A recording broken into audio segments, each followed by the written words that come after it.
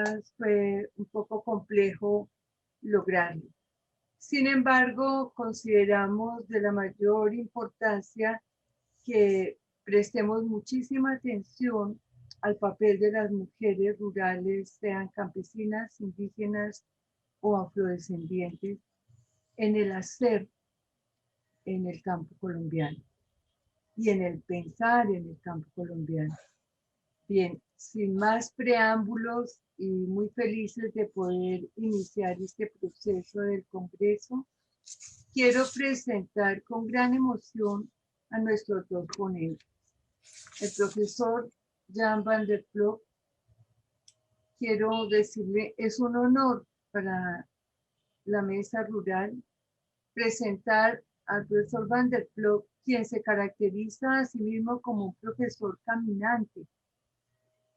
El profesor van der Ploeg, hay que decir que entre 1870 y 1920 en Europa, los profesores caminantes eran empleados por sindicatos de agricultores, considerados expertos, que viajaban por el campo enseñando en las comunidades rurales y compartían el conocimiento con profesores caminantes que provenían directamente del conocimiento que tenían los pobladores rurales.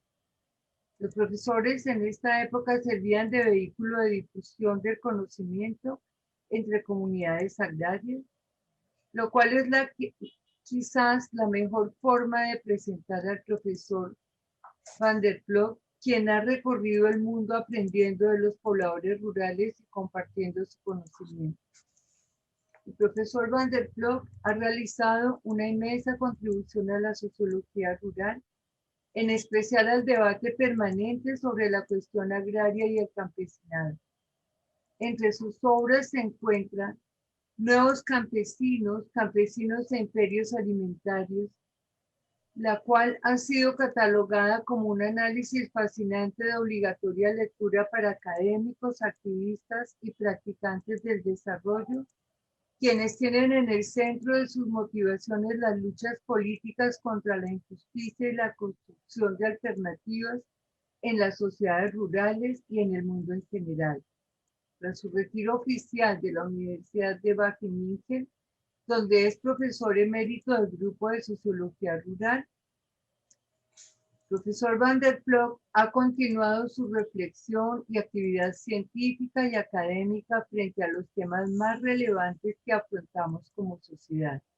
Muestra de ello son sus más recientes artículos desde lo biomédico hasta la crisis política y económica, el sistema alimentario en tiempos de COVID-19, la economía política de la agroecología, la agitación de los agricultores, crisis climática y populismo, entre otros.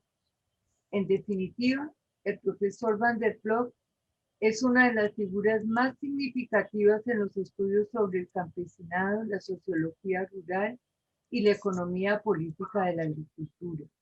Su obra cuenta con amplia difusión y reconocimiento, un verdadero heredero de Alexander Chayanov y Theodor Channing.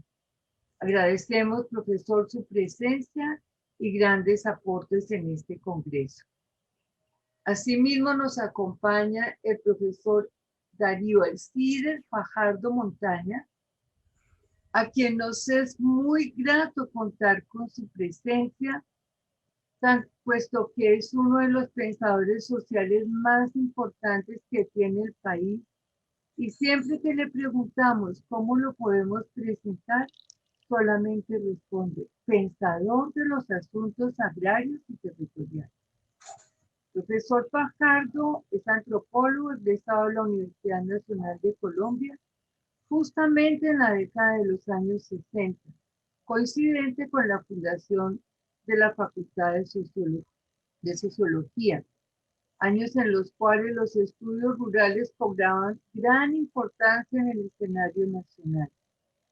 Estudios que complementó con la maestría de Historia en la Universidad de California en Berkeley. El profesor Fajardo ha sido director del Proyecto Mundial y el Ministerio de Agricultura sobre zonas de reserva campesina. Es miembro de la Comisión Histórica de Diálogos de La Habana, experto en el análisis del conflicto armado colombiano, los cultivos de uso ilícito, los movimientos sociales agrarios y el ordenamiento territorial. En síntesis, es una de las personas más conocedoras de la problemática agraria del país, especialmente en la relación del conflicto armado y los cultivos ilícitos. Ha ocupado cargos directivos en entidades del sector agrario y ambiental, consultor internacional, docente de varias universidades y gestor de iniciativas territoriales como las zonas de reserva campesina. Un enfoque de trabajo territorial con comunidades que han permanecido en esos territorios conservando el territorio en sus diversos componentes biológicos, ambientales y sobre todo de construcción social del territorio. Sus innumerables publicaciones han sido brújula y fuente de conocimiento para investigadores de ciencias sociales humanas, economías agrarias y de los recursos naturales, así como en las áreas de demografía, planeamiento urbano y regional. Por su gran trabajo es reconocido ampliamente como un investigador comprometido con las y los pobladores rurales, particularmente por organizaciones sociales, territoriales, solidarias y especialmente por organizaciones sectoriales de campesinos, mujeres y víctimas del conflicto. Gracias, Darío Fajardo, por su generosidad para aportar en este congreso. Gracias, Bien, Patricia. a ustedes, de verdad estamos muy emocionados de tenerlos en este panel y les voy a pedir solo unos minuticos para informarle a todas y todos los participantes en el Zoom y en Facebook Live eh, la mecánica de la misma. Inicialmente estarán las ponencias, como ya lo he dicho, de los dos profesores, que nos contarán con un máximo de 35 minutos para su presentación. Posteriormente tendremos un pequeño comentario sobre los aspectos centrales de sus intervenciones y daremos la palabra a las 5 primeras personas que se inscriban, quienes tendrán cada uno 2 minutos para intervenir en vivo. Posteriormente, daremos lectura a las preguntas que señalen las y los asistentes y de esta manera daremos la palabra nuevamente a los profesores, quienes contarán con un tiempo cada uno de unos 15 minutos para hacer sus comentarios, ampliar esta presentación. Y con esto terminaremos la primera parte de 2 horas de la misa. Haremos un break de unos 10 minutos y empezaremos entonces con el primer grupo de ponentes que coordinará la socióloga Itayo Sara Rojas. Luego vendrá el segundo grupo de ponentes que coordinará el profesor Henry Salgado y luego tendremos un espacio corto para comentarios y responder algunas preguntas. Perdón, después de los dos grupos habrá un espacio para que hagan comentarios y algunas respuestas sobre preguntas que hayan llegado al chat. Finalmente tendremos el bloque de conclusiones, comentarios y cierre que estará liderado por el profesor Wilmar Lince de la Universidad de Antioquia y con esto esperamos tener un desarrollo de la mesa de sociología rural muy exitoso y les quiero agradecer nuevamente a todos y a todas sus presencia. Bien.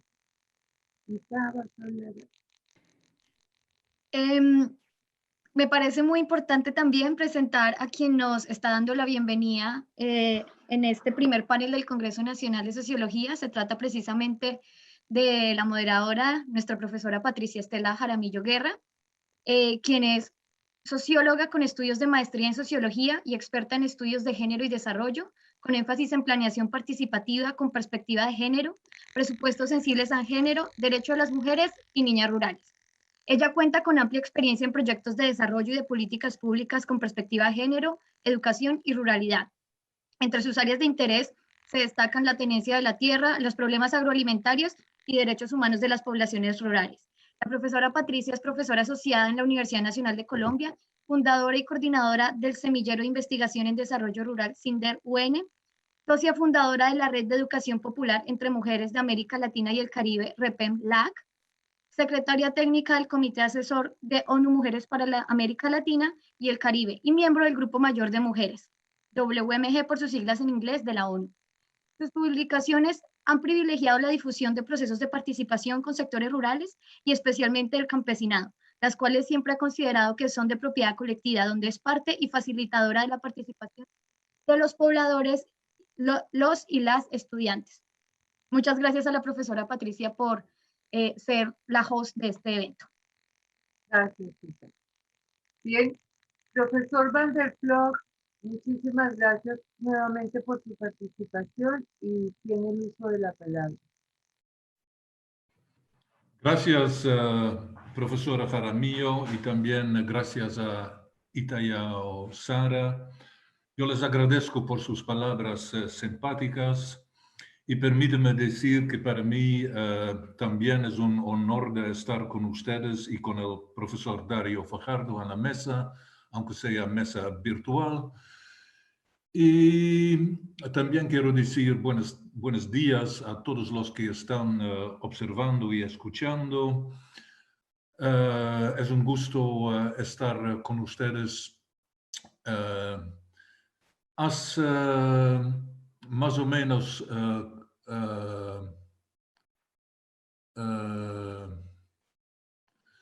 ustedes me pueden permitir abrir la pantalla. Está bloqueado. Profesor, Ya le ayudo. ya le van a colaborar desde el máster central, profesor. Uno de los coordinadores puede abrir la posibilidad de compartir la pantalla. Sí, profesor, Sí, ya le ya van tiene a... permiso para que pueda compartir.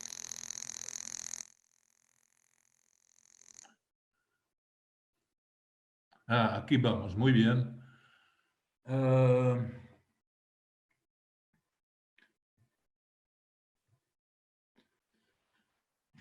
Este cuadro yo lo conseguí hace más o menos 40 años, 43 años, cuando caminé por Colombia. En aquel entonces yo estaba trabajando en Antioquia y este cuadro me gusta mucho, pues es una pintura que es enigmática y a la vez es muy ejemplar.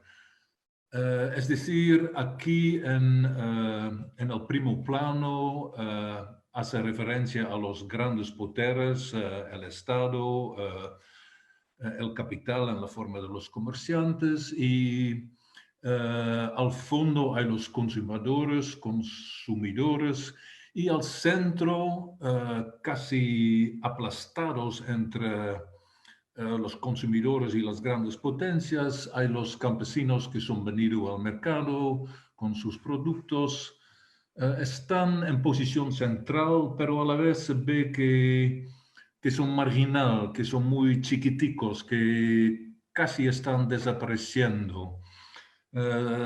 Parece que son subordinadas, que no tienen la capacidad de expresarse, de maniobrar. Bueno, me gusta también este cuadro, pues esconde tres rasgos que son rasgos generales del campesinado latinoamericano. Entonces, la especificidad de aquel campesinado latinoamericano está ya en este cuadro. Los rasgos a que me voy a referir son la desigualdad, la brutalidad y, en tercer lugar, el anhelo para más espacio.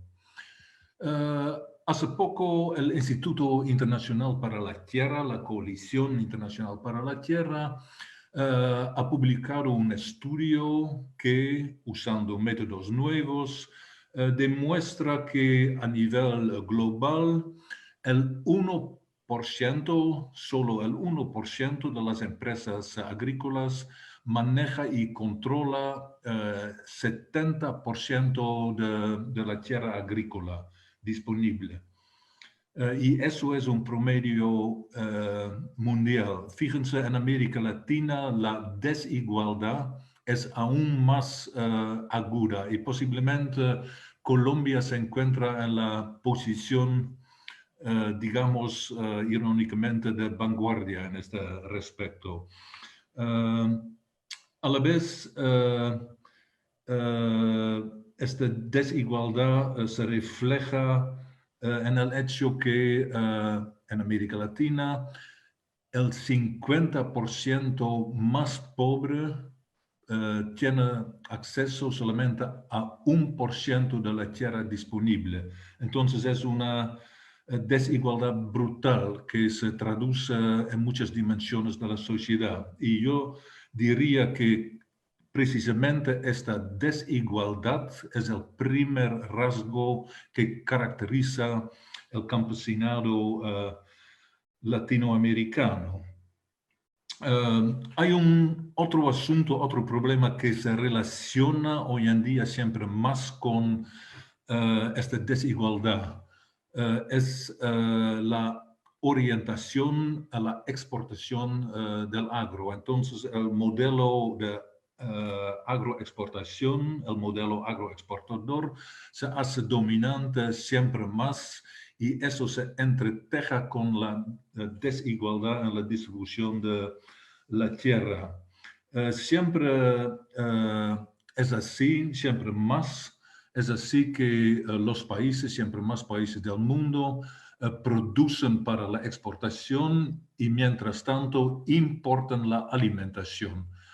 Tengo aquí un cuadro que se refiere a la Unión Europea, la primera década de este siglo, y se ve que tanto las exportaciones como las importaciones de la alimentación están subiendo a lo largo del tiempo. Y eso es un trend que se ha ido continuando también en los años 20. Así es en la Unión Europea, en los Estados Unidos y también en muchos países del sur y notablemente también en América Latina. Colombia, por ejemplo, importa entre el 40 y 50% de su alimentación, mientras que la droga, evidentemente, es su producto mayor de exportación.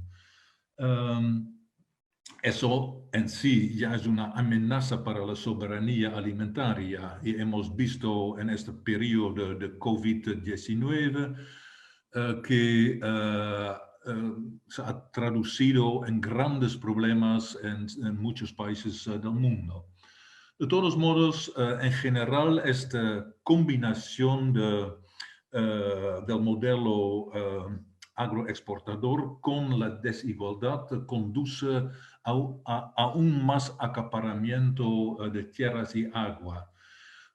Pues a un lado, este modelo agroexportador genera ganancias enormes que están buscando un lugar para ser invertido. Al mismo tiempo, el modelo agroexportador facilita una deregulación que permite la entrada y la conquista de tierras por todos lados. Y eso ha creado nuevas realidades que realmente duelen a los ojos. He aquí un ejemplo del Perú. Es una imagen 50 años después de la reforma agraria. Fíjense, desapareció el alambre de púas. Hoy en día el alambre de púas está de vuelta, como ven aquí. Esta fotografía dice aún otras cosas. A la izquierda ustedes ven el campo verde y por allá hay una gran empresa agrícola financiado con capital del narcotráfico. Tiene aquí 8.000 hectáreas de tierra regada dedicado a la horticultura. Es realmente, ¿no? Es muy macho, con alto nivel tecnológico, y al lado derecho hay el contrario completo, la realidad campesina, la agricultura secana, una escasez de agua, y aquí, bueno, se ve lo que se llama pobreza, ¿cierto? Es un contraste enorme, aún más cuando se va otra vez a la izquierda. Por allá se ve una superabundancia de agua. El agua bien apropiada aquí en una laguna, usado para el riego de esta empresa, este imperio alimentar, como se podría decir. Aquí se producen muchos productos para la exportación. Gran parte de la exportación va a Europa, como es el caso de espárragos. El agua viene bien defendido, como ven aquí. Imágenes como eso, realidades como eso, evidentemente no se limitan a América Latina. Hay aquí un ejemplo de Rusia, una gran finca llamado Ecosem Agrar. Es nuevo, es financiado con capital alemán y sueco, y tiene 40.000 vacas lecheras, que es una barbaridad, ¿no? En Europa no existe, en Europa occidental. Aquí en Rusia ha sido construido con capital que ya indiqué, y son capaces de hacer ganancias altas, justamente, irónicamente, por el boicot europeo de Rusia. En Francia había otra realidad similar, la ferme de 1000 vaches, como se dice en francés, ¿no? La granja con 1000 vacas lecheras, pero eso ya ha sido cerrado, pues habían tantas protestas, tanto de productores campesinos como de la sociedad civil, que no quieren este tipo de imperios alimentarios, también porque marginalizan fuertemente al campesinado. Entonces, esto ha sido cerrado.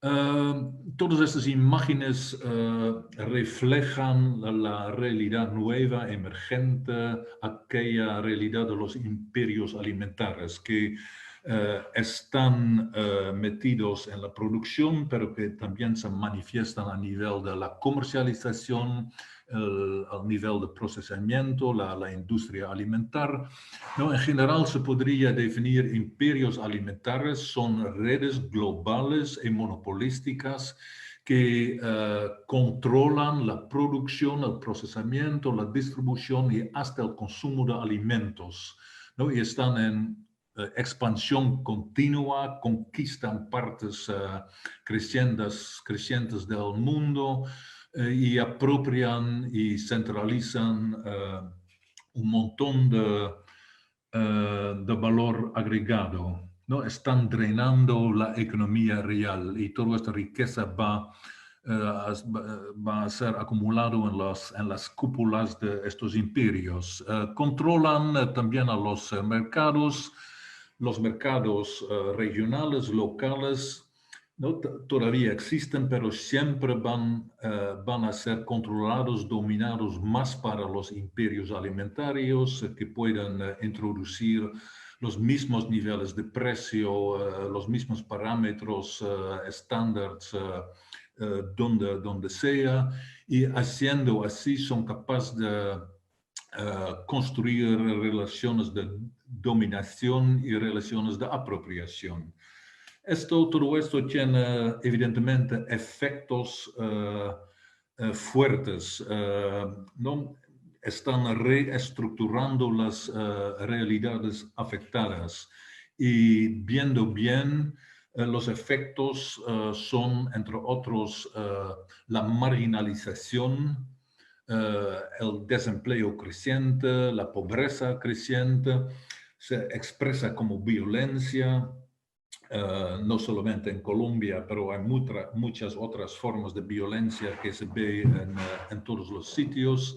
Hay una pérdida dramática, hasta dramática, de soberanía alimentaria y hay una subutilización de recursos naturales.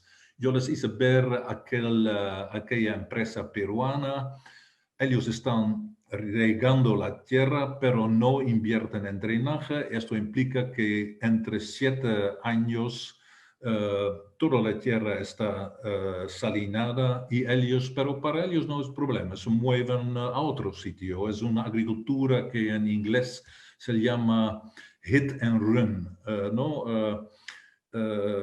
Apropian y luego se van a otro sitio para explotar. Y a la vez hay una subutilización de la fuerza de trabajo. Estos últimos dos rasgos son casi una continuidad en la historia latinoamericana, ¿no? Que se conoce como la unidad dramática, contradictoria, pero brutal, tierra sin brazos y brazos sin tierra, ¿no? Hay tierra subutilizada que podría producir mucho más, pero no se da, y a la vez hay brazos sin tierra, la gente sin empleo.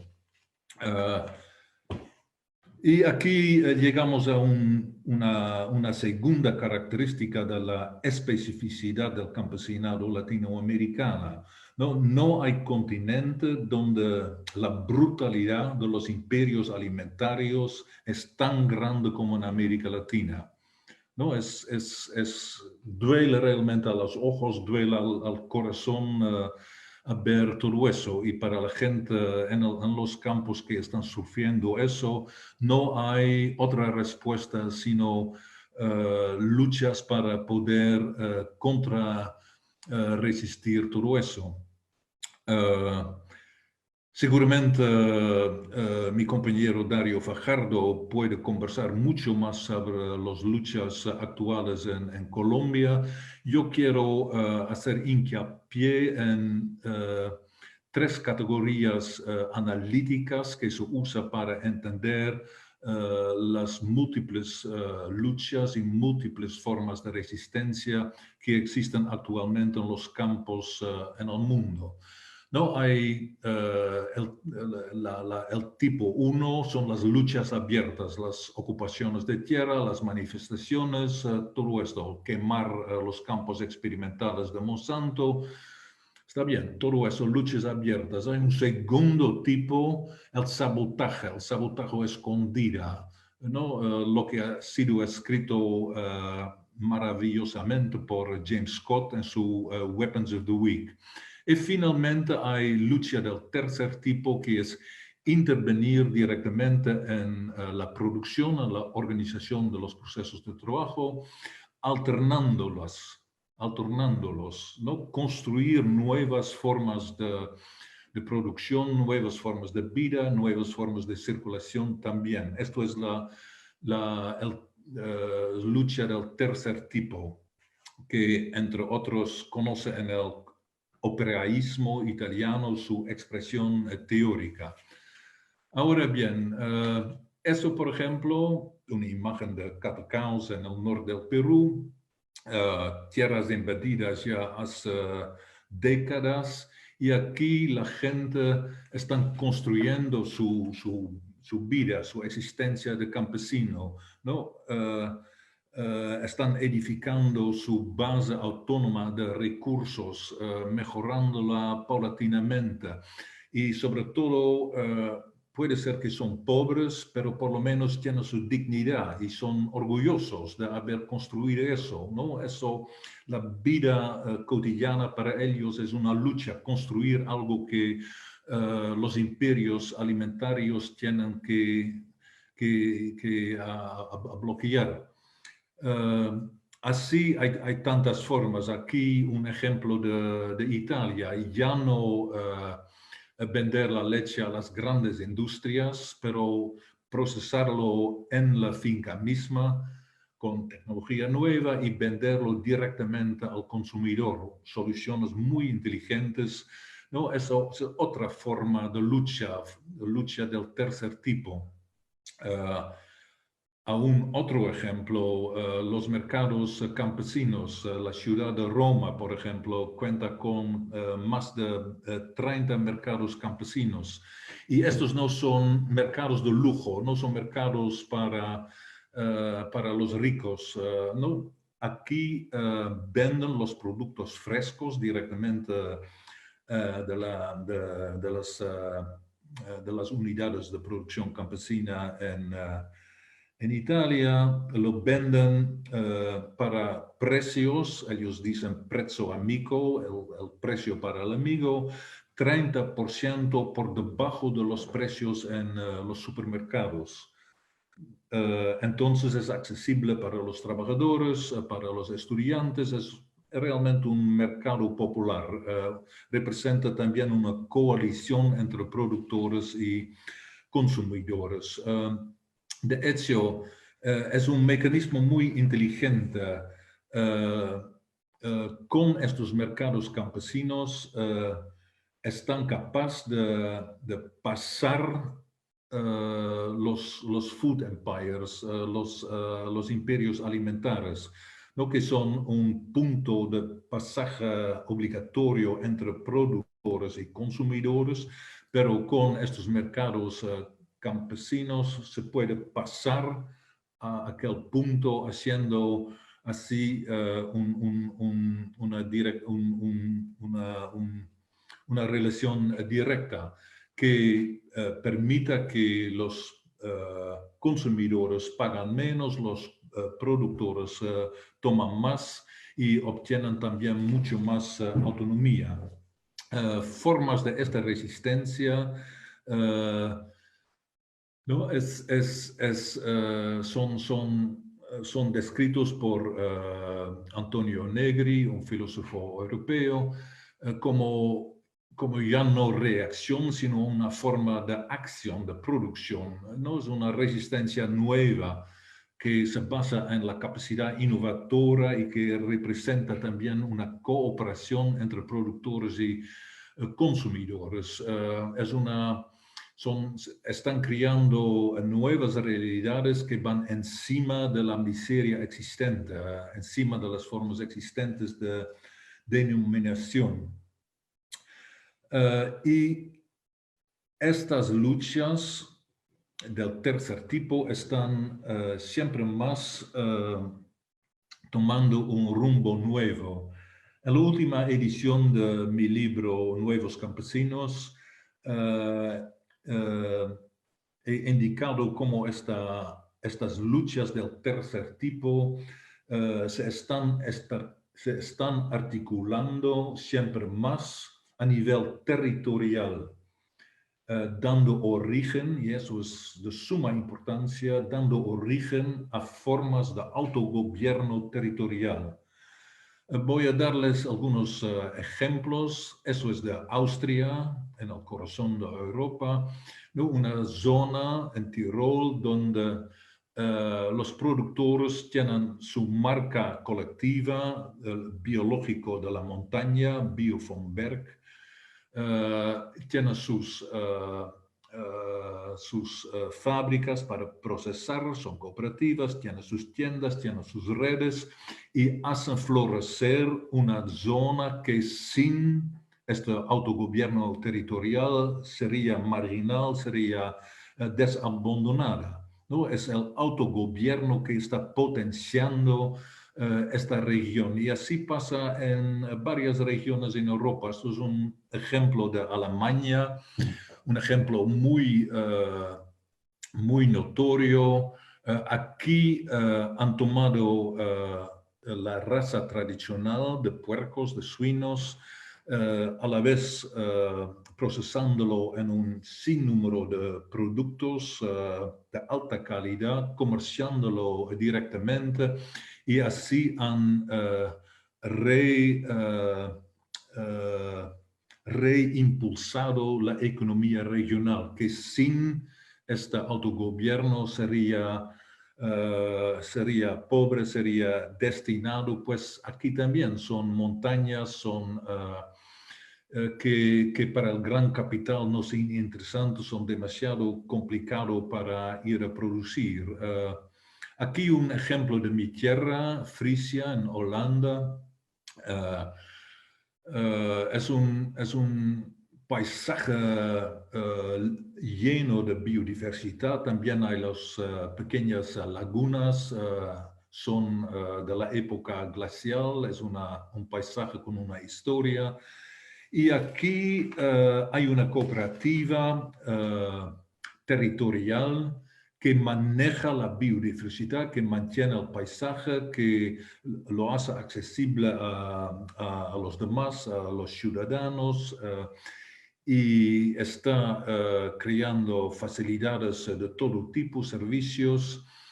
Es una cooperativa que nació con apenas 37 socios, ahora tiene más de 1000 socios y cura un área de 50.000 hectáreas. Es realmente algo fuerte y llama mucho la atención que aquí el empleo productivo en agricultura es estable, mientras que en otras áreas está yendo por debajo, justamente demostrando la fuerza del autogobierno territorial. Usan para ello un mecanismo institucional muy sencillo, aunque hay que tener en cuenta que esto nació de batallas, de luchas arduas contra el Estado, todo eso. El mecanismo es eso. Ellos lo llaman la puerta anterior y la puerta posterior, ¿no? En la puerta anterior, la cooperativa negocia con el Estado y con otros, y una vez logrado un plan, un resultado, este resultado va a ser recompuesto y en la puerta posterior va a ser distribuido a los socios según sus posibilidades, sus intereses y su voluntad. ¿No? Esto funciona muy bien y la cooperativa territorial es capaz de llegar a resultados que el Estado nunca podría producir en esta área. También en América Latina, evidentemente, sobre todo en América Latina, hay experiencias similares. Aquí el polo de Borborema, en Brasil, donde el pueblo regional ha sido capaz de combatir la sequía. Otro ejemplo aquí que ustedes seguramente conocen, ¿no? Un asentamiento del movimiento do Sem Terra. Es interesante que las palabras de Antonio Negri reaparecen aquí: ocupar, resistir, producir y cooperar, ¿no? Es entrar en la producción para alterar, para modificarla, para mejorarla, para hacer producir aquellos campos que el capital niega. Y eso también ha conducido a una recampesinización enorme en el Brasil.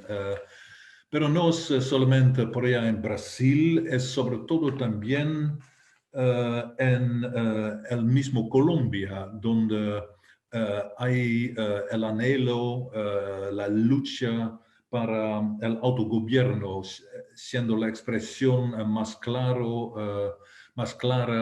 las zonas de reserva campesina, que no son de ayer, pero están baseadas están enraizadas en una historia contemporánea muy rica. Basta la sola referencia a Marcatalia para entender eso, ¿no? Esto es una expresión de luchas masivas que tienen una potencia muy grande, y diría yo que esto es el tercer rasgo, la tercera característica del campesinado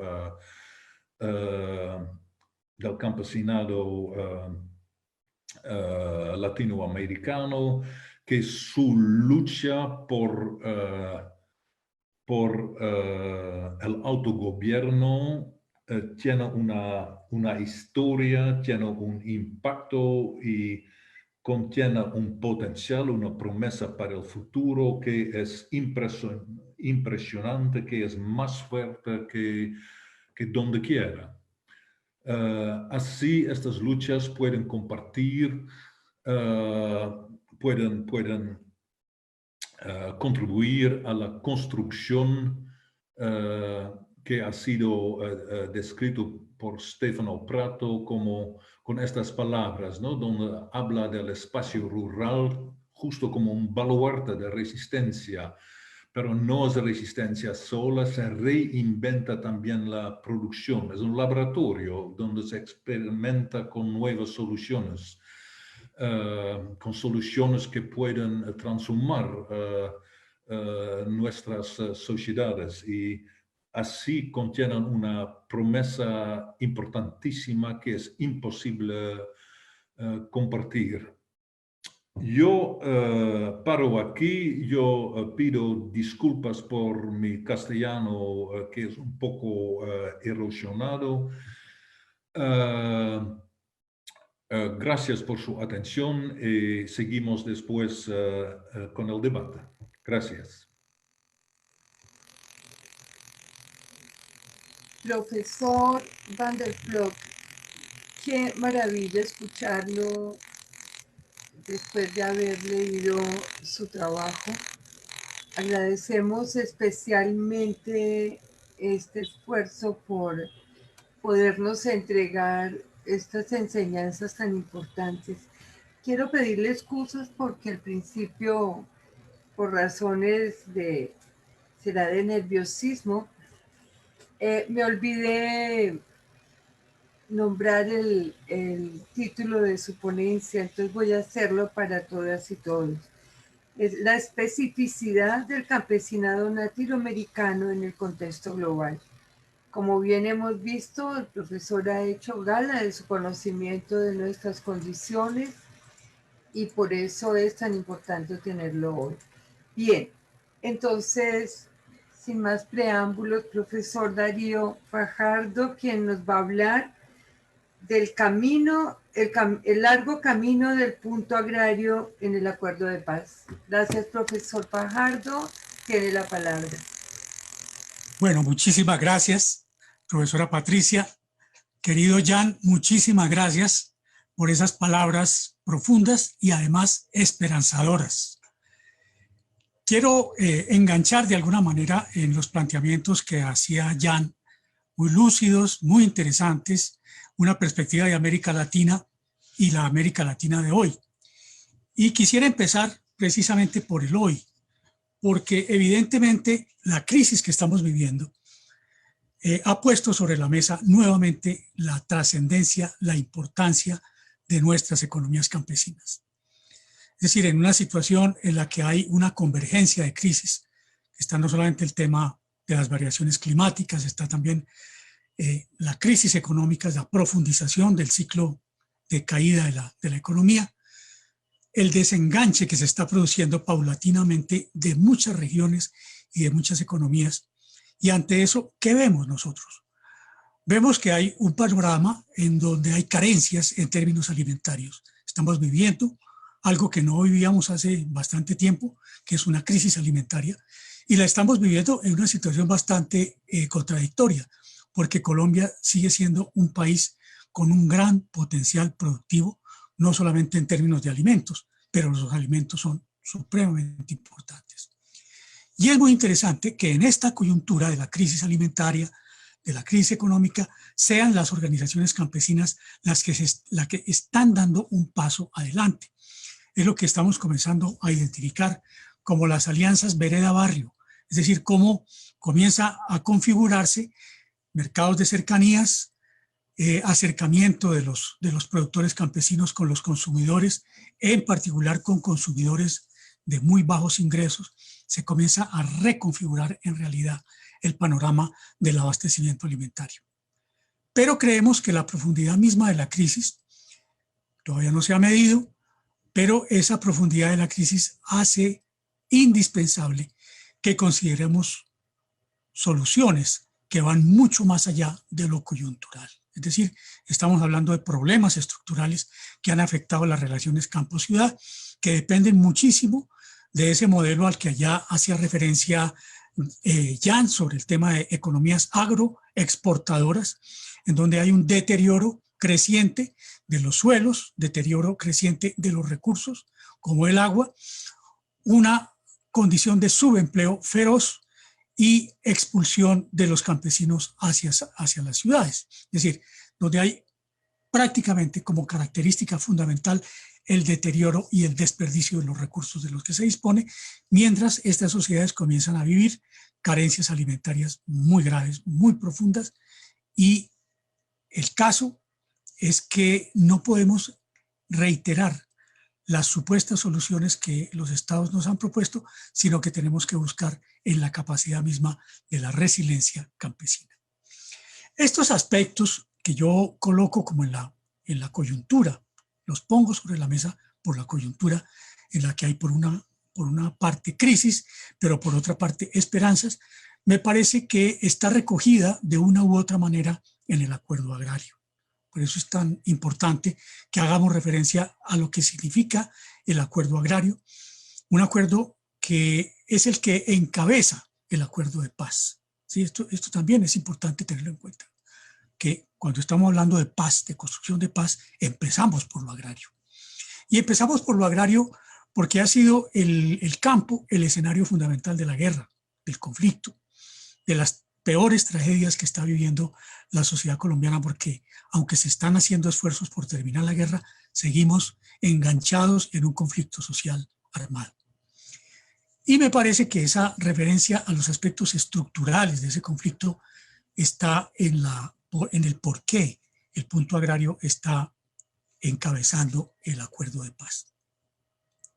El punto agrario ha sido considerado por algunos sectores como algo de poco alcance, como algo que es apenas superficial, como algo que apenas va a beneficiar a unos pocos sectores de la sociedad colombiana. Y en la medida en que nosotros nos aproximemos primero a cómo se construyó esto, cuáles son los elementos que tiene este punto agrario, cuáles son los elementos, cuál es el carácter histórico de estos elementos y cuál es su proyección, acercándome mucho a esas expectativas que nos plantea Jan, quisiera empezar entonces por decir lo siguiente. Llevamos prácticamente un siglo de guerra. Estamos en el año 2020 y si miramos un siglo atrás, ¿qué encontramos nosotros? Los años 20. Los años de 1920, cuando comienza a hacer crisis en Colombia un modelo de organización productiva para la exportación, que son las grandes haciendas que se habían apropiado de las principales superficies de territorios baldíos, es decir, las tierras de la nación, habían sido apropiadas por grandes propiedades.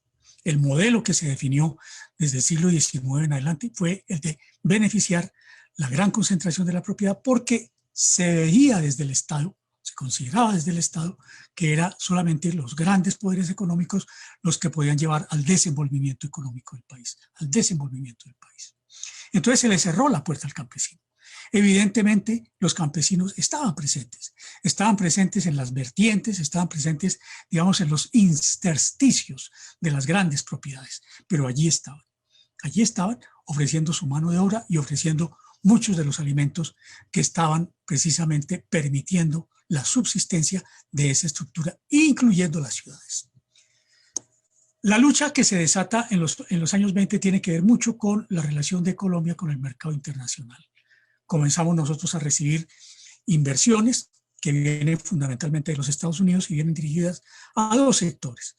Por una parte, la explotación de los hidrocarburos, el petróleo, la exploración y explotación de petróleo, y por otra parte, los agroexportables. Y nos enganchamos, por una parte, con la exportación del café, que crecientemente la producción son campesinos.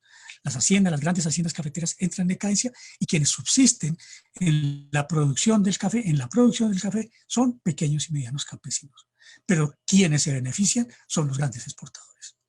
Y por otra parte, ligado también a los mercados internacionales, está la primera gran corporación transnacional que actúa en Colombia, la United Fruit Company norteamericana, que está aprovechando recursos agrícolas en el Caribe y en el caso de Colombia, en Centroamérica igualmente, para alimentar el desarrollo que ellos están viviendo.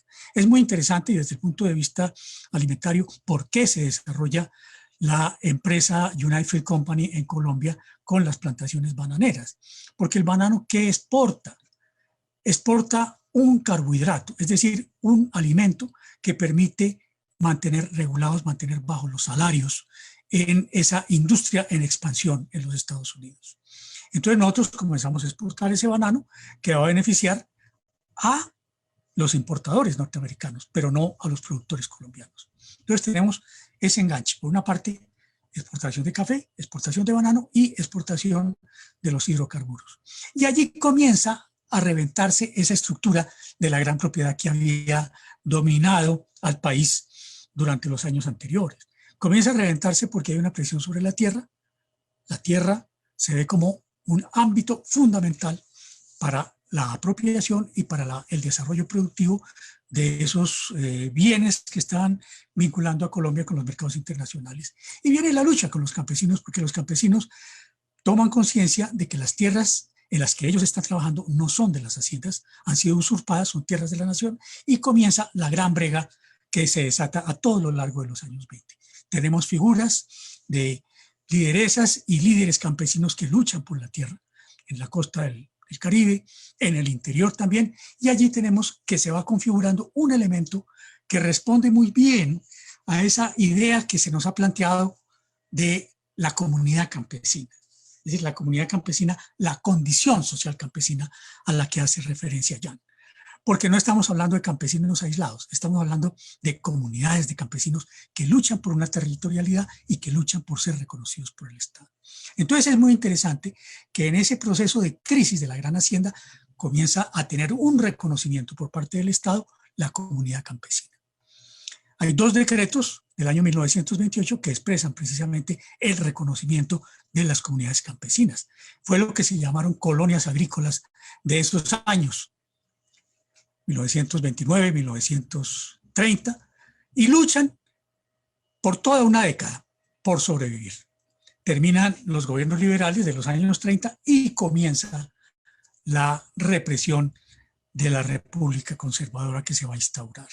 Es dramático, pero estas colonias agrícolas que habían logrado sobrevivir en medio de grandes vicisitudes durante los años 40 van a ser violentamente combatidas durante los años de la violencia. Vale señalar que aquí es precisamente en una de estas colonias agrícolas donde se experimentan los bombardeos con napalm. Es decir, Estados Unidos comienza a utilizar estas bombas incendiarias contra comunidades campesinas que están en ese proceso de crecimiento. Se han agregado cientos de familias, como lo señala un informe del Instituto de Colonizaciones del año 1938. Es decir, nosotros ya teníamos una configuración de comunidades campesinas. Viene la guerra y esa guerra termina generando inclusive en el ámbito internacional una preocupación muy grande, porque Colombia es un país que, como lo señala Eric Hobsbawm, es el segundo en términos de civiles armados. El proceso de la guerra, el proceso de la violencia ha generado una resistencia popular en armas impresionante que le da ese carácter a Colombia. Estados Unidos mira con mucha preocupación a Colombia y por eso se acerca desde el proyecto del presidente John F. Kennedy, la Alianza para el Progreso, se acerca a Colombia con la conocida estrategia de la zanahoria y el garrote. ¿Cuál es la zanahoria? Un proyecto de ley de reforma agraria, la que iba a ser la ley 135 de 1961. Era una ley que Estados Unidos ponía como urgente. Colombia inclusive es la ventana de ese programa de la Alianza para el Progreso. ¿Por qué? Porque Estados Unidos veía con preocupación que en Colombia se fuera a desarrollar una experiencia como la que ya se venía consolidando en América Latina, que se había iniciado con la revolución en Bolivia en el año 51, después con el intento de la nacionalización de las tierras de la United Fruit Company en Guatemala, en el gobierno de Jacobo Arbenz, y posteriormente con la revolución cubana. Estados Unidos veía entonces con preocupación a Colombia y por eso se acerca con esa doble estrategia, la zanahoria de una reforma agraria, pero por otra parte una política contrainsurgente para la cual también es Colombia un laboratorio. Fue lo que se llamó el Plan Lazo, una operación latinoamericana, a nivel latinoamericano, en experimentación, de guerra contrainsurgente. Este punto es fundamental. ¿Por qué? Porque la aplicación de ese laboratorio de guerra contrainsurgente, ¿qué va a significar?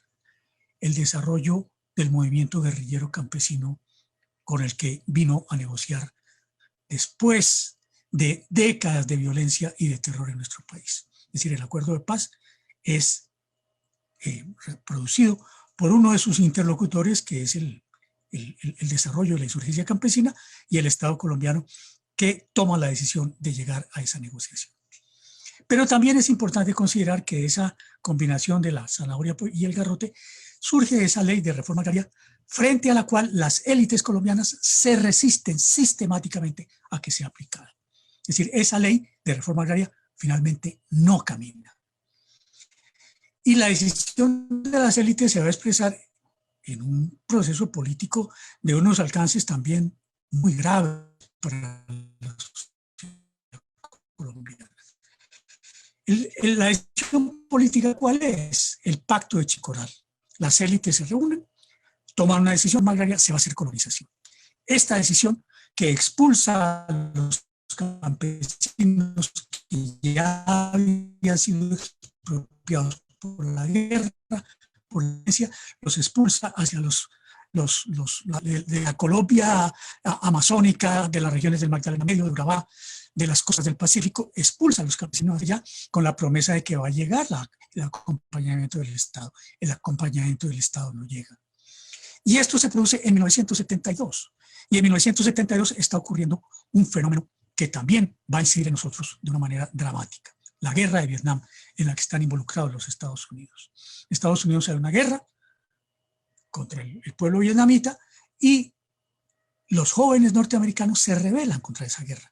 Se desata un movimiento por la paz en los Estados Unidos. ¿Y cuál es la fórmula del establecimiento norteamericano para enfrentar esa insurgencia de un movimiento por la paz? Por una parte, una represión feroz. Recuerdan ustedes todo lo que ocurrió con el movimiento de las Panteras Negras, asesinatos de dirigentes, encarcelamientos, etcétera. Pero por otra parte, el de peor alcance es la diseminación del uso de psicotrópicos. Estados Unidos invierte en la investigación sobre psicotrópicos y se encuentra que hay países, particularmente del área andina, es decir, Bolivia, Perú y Colombia, que tienen un potencial muy grande para suministrar materias primas, materias de origen natural para la producción de psicotrópicos. ¿Y aquí enganchamos nosotros? En lugar de tener reforma agraria, enganchamos es en la marginación de los campesinos y el enganche con la producción de los psicotrópicos. Esa es nuestra historia, digamos, de los años 70 a los 80. La industria es tan importante, las ganancias que se obtienen son tan importantes que prácticamente se desplaza un proceso de crecimiento económico modesto que había tenido Colombia tanto en el área de la manufactura como en el área del desarrollo agrícola. Nosotros estábamos enganchando un desarrollo de una agricultura comercial, productora de materias primas para una naciente manufactura, pero esto se desbarata ante el impacto de los recursos que vienen del narcotráfico. Es decir, Colombia cambia su orientación. Un gobierno del presidente Alfonso López Miquelsen, establece un mecanismo en el Banco de la República, en el Banco Emisor, para captar y legalizar los recursos que vienen del narcotráfico. Estos recursos irrigan el conjunto de la economía colombiana y se van a proyectar tanto en la agricultura como en el ámbito de la manufactura y la industria. ¿Cómo se van a proyectar? De una manera perversa. Las tierras se concentran aún más. Hay una gran cantidad de tierras que pasan a ser controladas por narcotraficantes, pero esas tierras no entran a ser marco de la producción. No, son tierras para la especulación. Son tierras que inclusive van enmarcando el desmantelamiento de nuestra producción de alimentos. Es impresionante que a fines de los años 80 nosotros todavía teníamos un volumen importante de producción de alimentos. Según un estudio que hizo Planeación Nacional en 1989, Colombia se autoabastecía en alimentos, pero de allí en adelante comenzamos a caer, se expande la gran propiedad con pasturas, extensivas ganaderías y el campesino cada vez más arrinconado en dos áreas. Una, que sigue siendo importante, que es la producción cafetalera, donde hay un poco más de 300.000 familias produciendo café, más o menos 9 millones de sacos estamos produciendo, pero por otra parte, la gran fuente de los ingresos que tiene la economía colombiana, los ingresos del narcotráfico. En este momento se cuenta con un estudio muy interesante que hizo el exministro de Agricultura, hoy preso, Andrés Felipe Arias, sobre la cocaína, cómo ha sido utilizada la cocaína como un factor de equilibrio macroeconómico. Esa es la calificación que se le da a los ingresos que vienen de la exportación de la cocaína. Bueno, en este ámbito se desarrolla la guerra, porque el narcotráfico es el gran motor de la guerra, el gran dinamizador de la guerra. Vienen los procesos de apropiación de tierras, los procesos de expulsión de la población. Imagínense ustedes, nosotros ya, imagínate, en este momento tenemos cerca de 8 millones de personas desplazadas y 8 millones de hectáreas usurpadas. Es decir, este es el balance de la guerra. Ese es el sentido que tiene poner el punto agrario como la entrada a un acuerdo de paz, por el impacto que ha tenido la dinámica de la problemática agraria y la victimización de los campesinos en este espacio. Pero bueno, como decía Jan al terminar, tenemos también esperanzas. Y las esperanzas son muchas, muy interesantes, y a pesar de la violencia que se ha desatado en las regiones campesinas precisamente contra los líderes de quienes están impulsando procesos de organización local paulatinamente autónoma, como lo que estamos viendo en el Cauca, lo estamos viendo en Nariño, lo estamos viendo en el Pacífico, hacia el norte del Pacífico, lo estamos viendo en la frontera amazónica. Es decir, allí tenemos procesos de organización de las comunidades que han tenido una manifestación en las que ya nos refería ya una experiencia, las zonas de reserva campesina, pero tenemos también otras manifestaciones, unas de mucho arraigo, como son los resguardos indígenas, otras más recientes, los consejos comunitarios negros.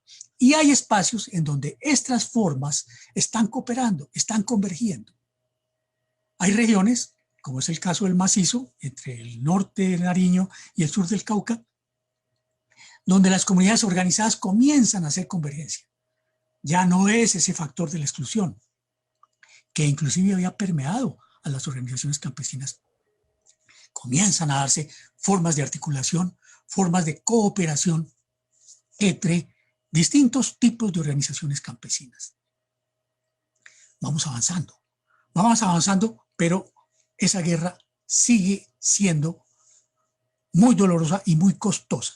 La formación de líderes para nosotros en las poblaciones campesinas es un proceso supremamente costoso, supremamente doloroso, y precisamente hay que entender que el filo de los adversarios de esta salida democrática para Colombia se manifiesta con mucha dureza en este momento ya de una manera muy evidente por parte del propio gobierno nacional. Y les voy a comentar esto a propósito del acuerdo de paz.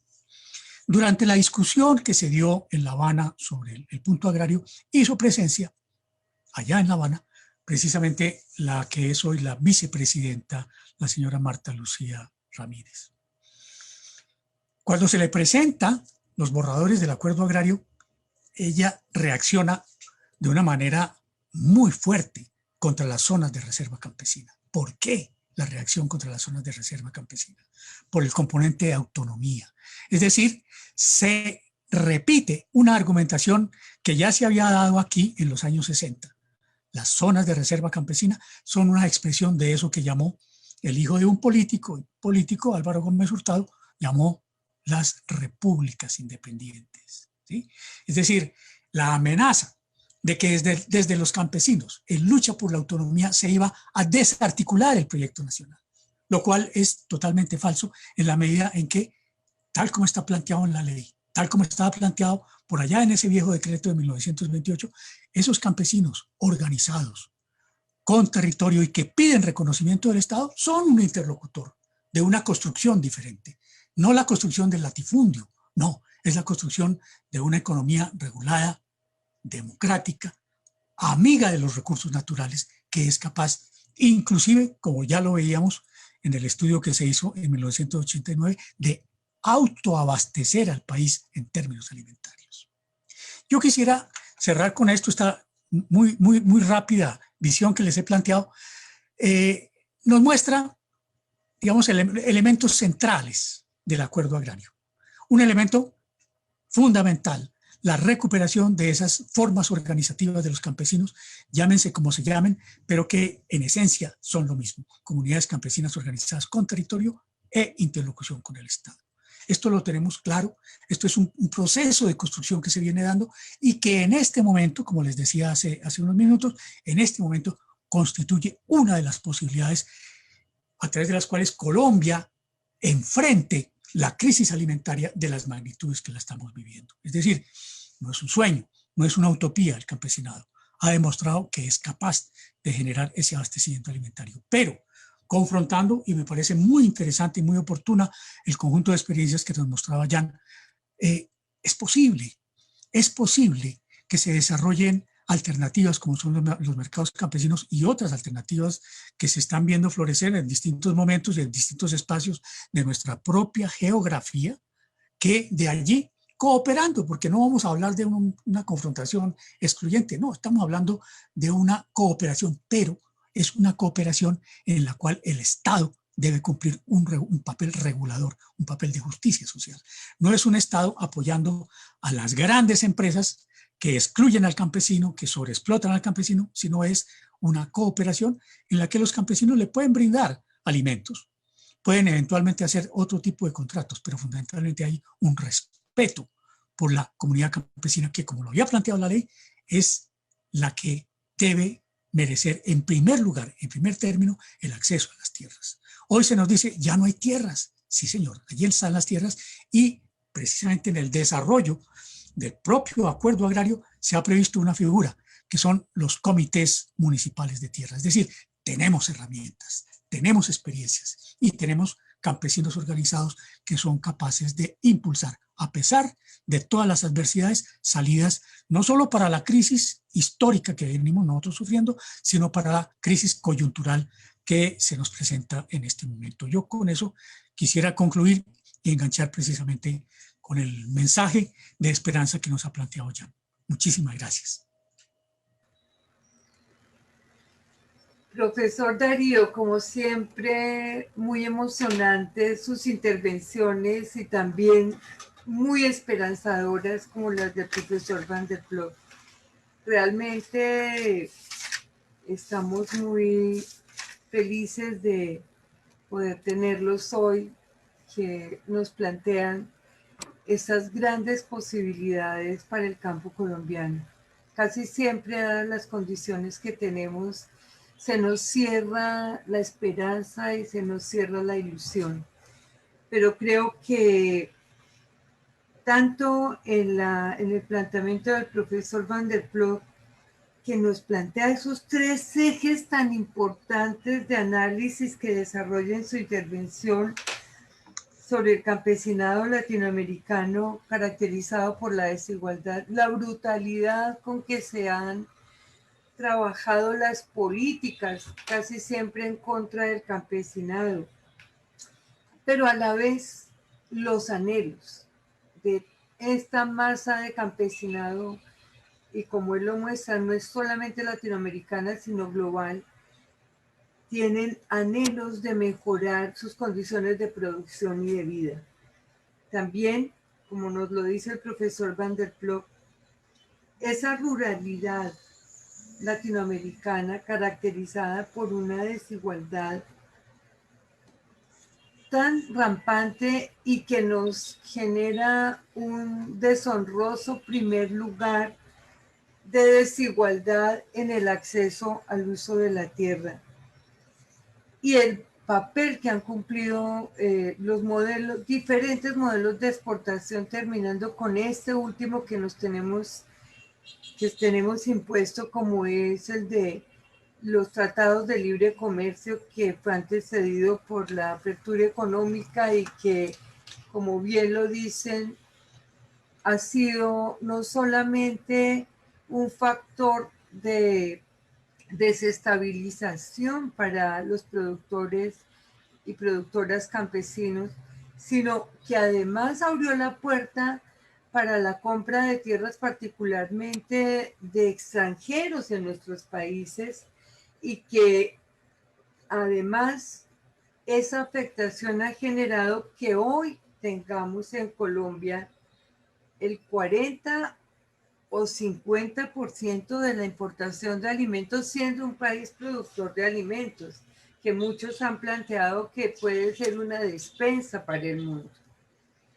Y bueno, esa caracterización del modelo agroexportador que nos hace el profesor Van der Ploeg nos muestra cómo afecta a diferentes escenarios de la producción agraria internacional y la brutalidad con que los imperios alimentarios copan todas las posibilidades. Aquí me parece muy importante poder preguntar al profesor Van der Ploeg, ¿qué piensa usted de el papel que hoy cumplen esos imperios alimentarios que no solamente trafican con los alimentos, sino también con las semillas, y como lo muestra en su intervención y en las fotografías muy ilustrativas, como esos imperios alimentarios con la producción de insumos y de semillas certificadas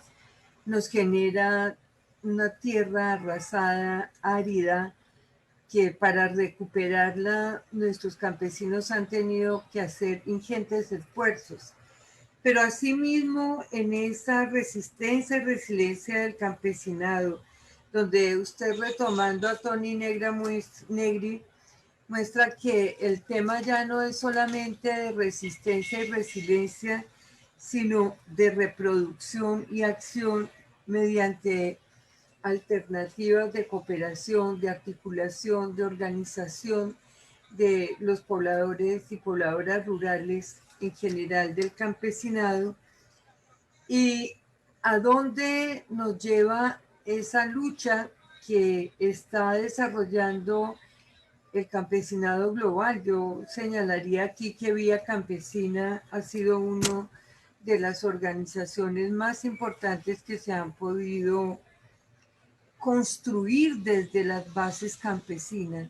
Entonces, ¿cómo vislumbra usted ese futuro de Vía Campesina en una articulación global, pero a la vez en las regiones y territorios de nuestro país? Yo dejaría esa pregunta general para el profesor Van der Ploeg. A su vez, el profesor Fajardo continúa con esta mirada y nos hace un recorrido muy ágil, pero muy preciso de los momentos en los cuales se ha venido construyendo ese campesinado desde las élites, y nos muestra además el papel que han cumplido los tratados internacionales en ese proceso, la Alianza para el Progreso y los diferentes acuerdos que se han hecho supuestamente para apoyarnos, pero que en últimas lo que han abierto es la puerta para desestructurar cada día más a este campesinado que sigue persistiendo. O sea, la economía campesina no se ha acabado, está ahí, la vemos todos los días. Y en este país, con la dolorosa confrontación armada que hemos vivido, como lo señala el profesor Fajardo, que Hobsbawm nos plantea que es el segundo país con campesinos levantados, porque no ha habido otra posibilidad de acceder a alternativas. Creo que asimismo cuál es el papel que ha cumplido el petróleo.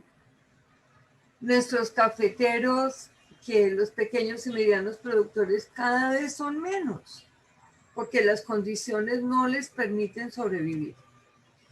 De tal manera que tenemos que ir viendo cómo incluso también zonas de gran producción de alimentos, en la medida que no tienen posibilidades de comercializar porque las vías no están, porque el gobierno y el Estado no favorece y no promueve y no fomenta esa producción, terminan siendo presa de la producción de cultivos de uso ilícito porque no tienen otra alternativa, no porque sea lo que más les guste hacer.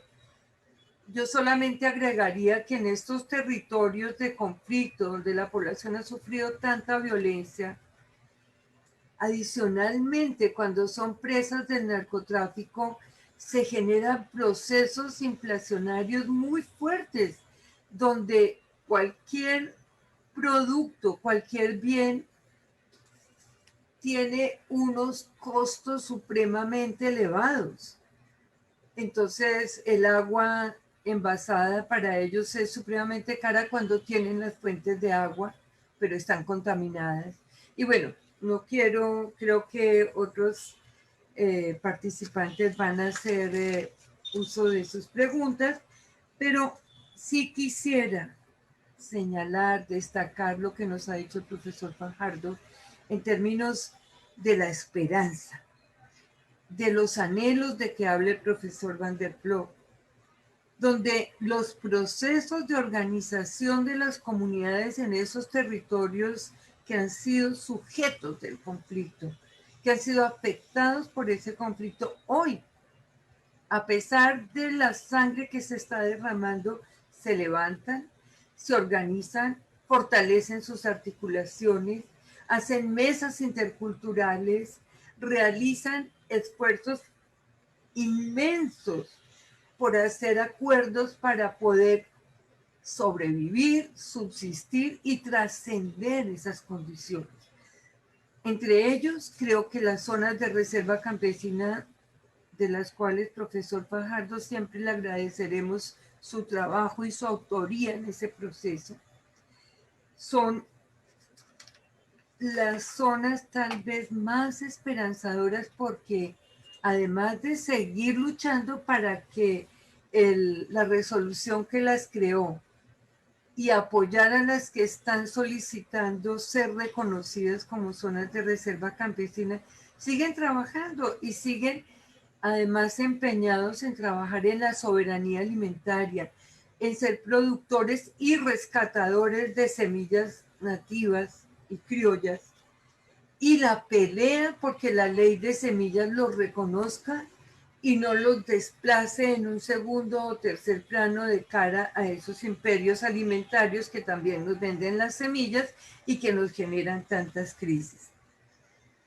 Yo creo que lo que ha dicho el profesor Fajardo sobre la esperanza que debemos poner en ese punto 1 del acuerdo de paz con las FARC es fundamental. Creo que estructura todo el acuerdo, porque si no hay condiciones de producción en el campo, que ha sido el escenario fundamental de las guerras, no de sino de las guerras, no vamos a tener posibilidades, por un lado.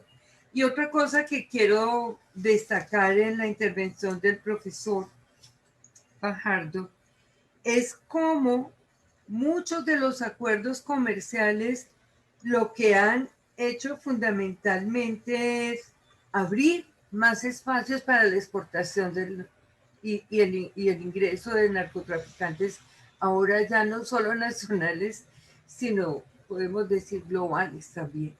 Somos una economía globalizada por el narco, pero no creo que sea, y como recogiendo las palabras tanto del profesor Van der Ploeg como del profesor Fajardo, no son solamente el narcotráfico como el gestor de nuestros grandes males, sino una clase política que ha asumido el poder en favor de ellos de espaldas a estas realidades del país.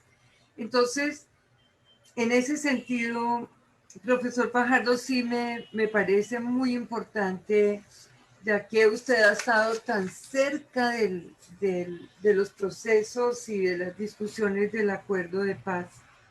Nos decía al final, necesitamos de un Estado que apoye, respete y regule el mercado, poniendo en el centro de ese mercado las articulaciones campesinas en la producción de alimentos, que además, sabiamente lo plantea y lo ha dicho el profesor Van der Ploeg en su intervención y en los textos que ha escrito sobre el COVID-19 y las afectaciones para el mundo, tanto en términos climáticos, biológicos y de producción. Solamente si podemos regular la producción de alimentos, vamos a tener esperanza. ¿Qué papel, profesor, cumple los mercados locales, interterritoriales y regionales en ese proceso, como de pronto lo plantearía algún agroecólogo, quienes en muchos casos están en contra de la internacionalización de la comercialización de alimentos por los efectos nocivos que produce? Y por último, nosotros en Colombia y en América Latina en general estamos siendo víctimas de las plataformas comerciales con nombres cuyos accionistas son de cualquier parte del mundo, las bolsas financieras de los alimentos. Entonces, ¿cómo van a jugar ahí? Y cómo, o sea, yo pienso que tendríamos que hacer con el consumidor final para que entienda que el pollo importado y que todas esas cosas que nos facilitan la vida, sobre todo a las amas de casa, no sean la base de nuestra alimentación. Y cómo eso podría redundar en la mejor calidad de vida y en la mejor producción del campesinado. Yo dejaría ahí como una mirada general, y perdónenme si sinteticé demasiado, y estaríamos entonces dando la palabra a las preguntas en vivo que han planteado. Por favor, doy lugar al control para que den la palabra a las 5 preguntas que se inscribieron. Gracias.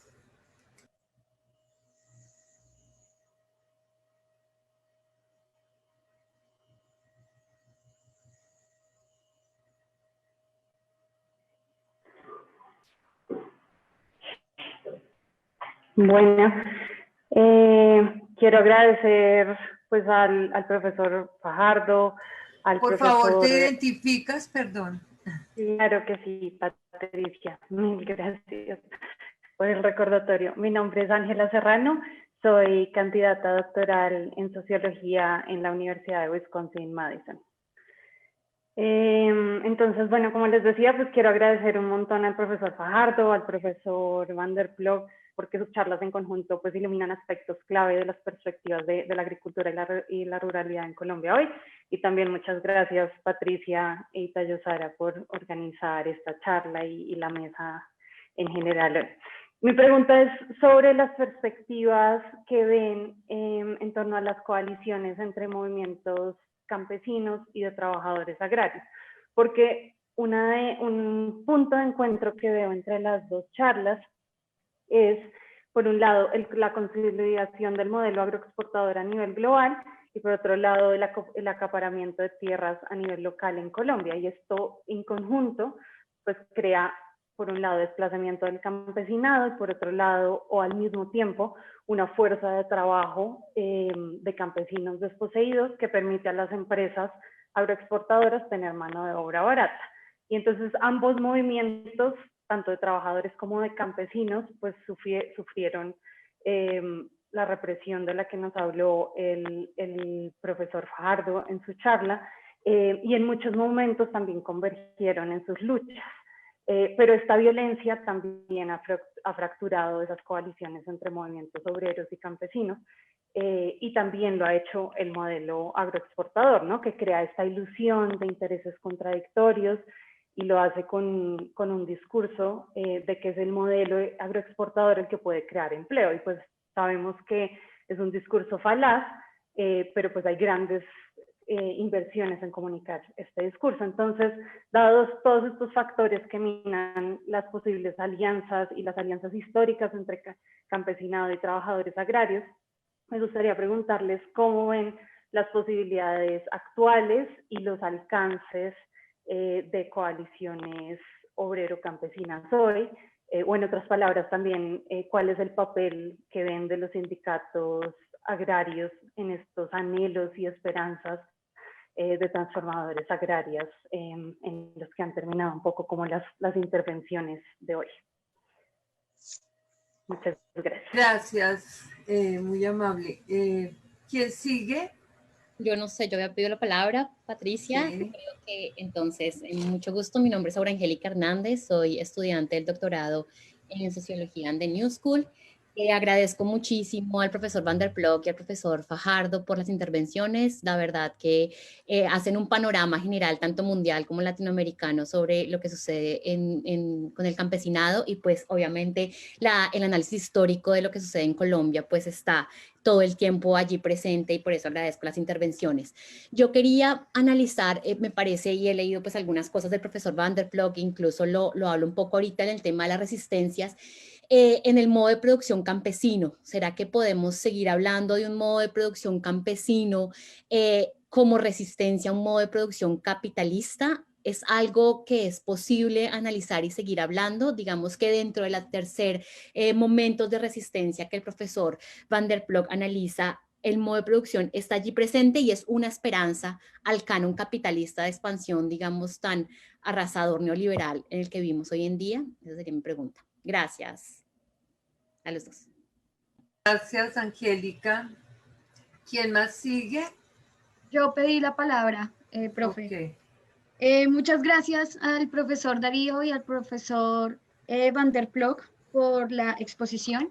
Yo tengo una pregunta, porque pues si bien estamos en el Congreso Nacional de Sociología para el caso colombiano, muchas de las cosas que ustedes dos expusieron no solamente están ocurriendo en Colombia o no solamente están ocurriendo en Latinoamérica, por sobre todo las dinámicas de pérdida de control de la tierra y de los recursos asociados a la tierra, por quienes históricamente han ejercido un control sobre esos recursos y quienes históricamente los han administrado de una manera muy distinta. Entonces, yo siento que existen dos niveles o dos fuerzas en la balanza que hay que tener en cuenta para comprender estos procesos. Los que tienen que ver con dinámicas de reconfiguración del modo de acumulación a nivel global y sus especificidades regionales y esta permanente interacción. Entonces, mi pregunta para el profesor Jan Douwe van der Ploeg es ¿de qué manera se puede manifestar esto que estamos viendo en Colombia y en Latinoamérica, por ejemplo, en el contexto del sudeste asiático? Inclusive en el contexto también dentro de los países del norte global. Conozco un trabajo del profesor Jan Douwe van der Ploeg donde habla de hecho, estas dinámicas de apropiación de tierras, de land grabbing, inclusive dentro de Europa. Y eso en Latinoamérica nosotros no lo conocemos muy bien. De hecho, creemos que es un fenómeno que solamente está asociado al sur global y no a los países del norte. Esa sería mi pregunta para el profesor Jan Douwe van der Ploeg. Y para el profesor Darío Fajardo, me gustaría hacerle una pregunta metodológica en términos de la lectura de la coyuntura del momento agrario que usted lo ubica en el acuerdo de paz. Y es precisamente la balanza de fuerzas. ¿Cómo cree usted se ubica el actual escenario, por sobre todo debido a la relación histórica que usted explicó de Estados Unidos con Colombia, ¿sí? En estos momentos, con la transición de Trump y esas transiciones políticas que se producen en Estados Unidos? Esas son mis dos preguntas. Gracias, Cita. No hay más preguntas, no veo acá. Entonces voy a leer dos comentarios que llegaron. Dice si podemos entender que el narcotráfico, es algo así como el combustible del conflicto social del país. Y por otro lado, en el caso colombiano, ¿cómo lo plantean los profesores? Las múltiples desigualdades complican resolver el problema agrario. Sin embargo, no obstante, es indispensable hacer mayor énfasis en la amplia brecha en la propiedad rural que existe entre hombres y mujeres. Bueno, hasta el momento no han llegado. Quiero plantear que María Eugenia, una de las participantes, le manda a decir al profesor Van der Ploeg que su castellano es muy claro, profesor. Yo finalmente quisiera hacer una pregunta, comentario. Particularmente en Colombia, en este momento el campo está mayormente habitado por mujeres, personas de la tercera edad y niños y niñas. Porque el conflicto, eso es lo que nos ha dejado. Sin embargo, y justamente por eso, las mujeres han asumido liderazgos en la recuperación de tierra, han asumido liderazgos en la defensa tanto del medio ambiente, pero en general de los derechos humanos de las personas que viven en los territorios que han sido no objeto, sujeto del conflicto. ¿Ustedes cómo analizan esa participación de las mujeres en este proceso? Lo digo porque es lo que más trabajo y porque me interesa mucho su mirada. Gracias.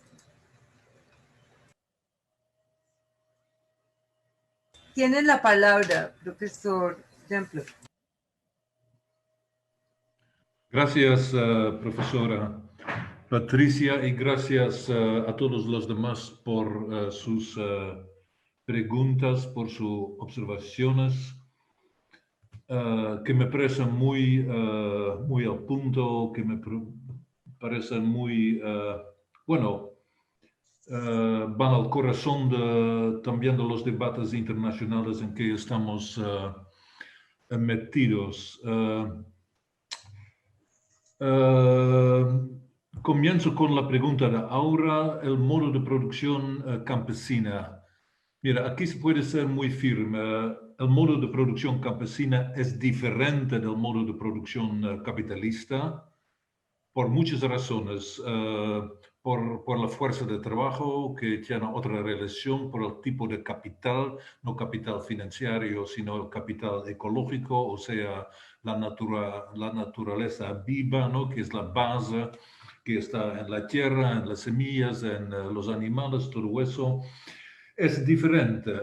A la vez, el modo de producción campesina se articula como una resistencia. No resiste, quiere continuar, pues hay los intereses de los hombres y mujeres involucrados en ella.